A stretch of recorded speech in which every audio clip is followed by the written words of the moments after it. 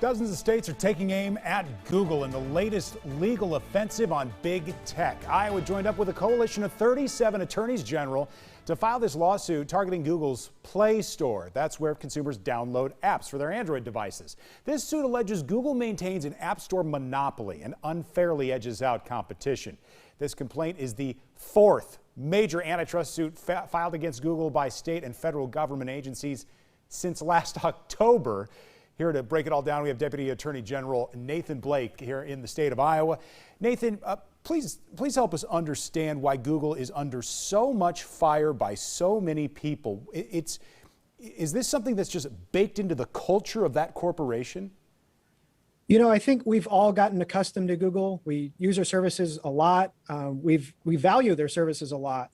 But in practice after practice, whether it be search in the lawsuit we joined last December, or in this case, the Play Store, they've engaged in anti-competitive behaviors that cost, when it comes to innovation, when it comes to competition, and frankly, when it comes to consumer price.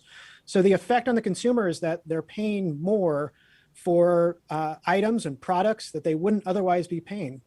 So when Iowa's Attorney General gets on board with this lawsuit, it's on behalf of consumers mostly, or are there tech companies in Iowa that are being edged out by Google, you're alleging?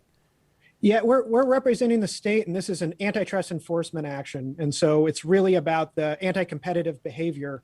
At the same time, we have the interests of all Iowans, whether they be consumers or other small businesses, et cetera, or tech companies that might be trying to get a foothold in the tech ecosphere, but aren't able to because of exorbitant prices, say through Google billing. All of that is kind of in the environment as we consider whether to join these lawsuits or not. We just believe at this point Google has grown too big and is engaged in too much anti-competitive conduct. What does success look like moving forward? How do you want to see Google behave? Is there a model that's out there? The first thing that comes to mind is the Apple Store. Do you want Google to act more like Apple?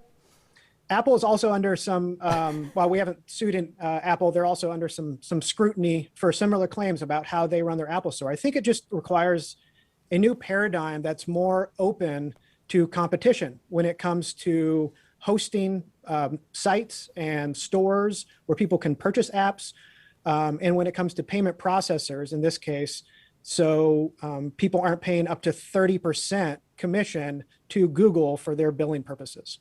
Okay, that's where we get to the dollars and cents on it. I want to shift in a different direction now to Purdue Pharma. This huge settlement with the Sackler family, the people who own this drug company that makes opioids. And there's no doubt we got an opioid crisis in America, and we got one in Iowa as well.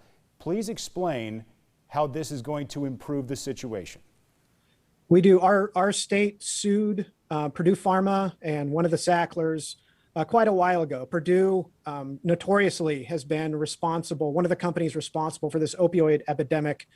Unfortunately, they filed for bankruptcy. We've been drawn into that process, which has been somewhat excruciating and delayed these negotiations.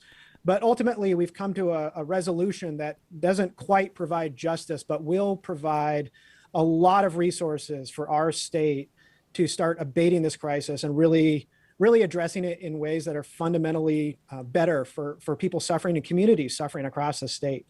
So the Sackler family has agreed to pay over $4 billion over 9 years to the states and other entities that have sued them.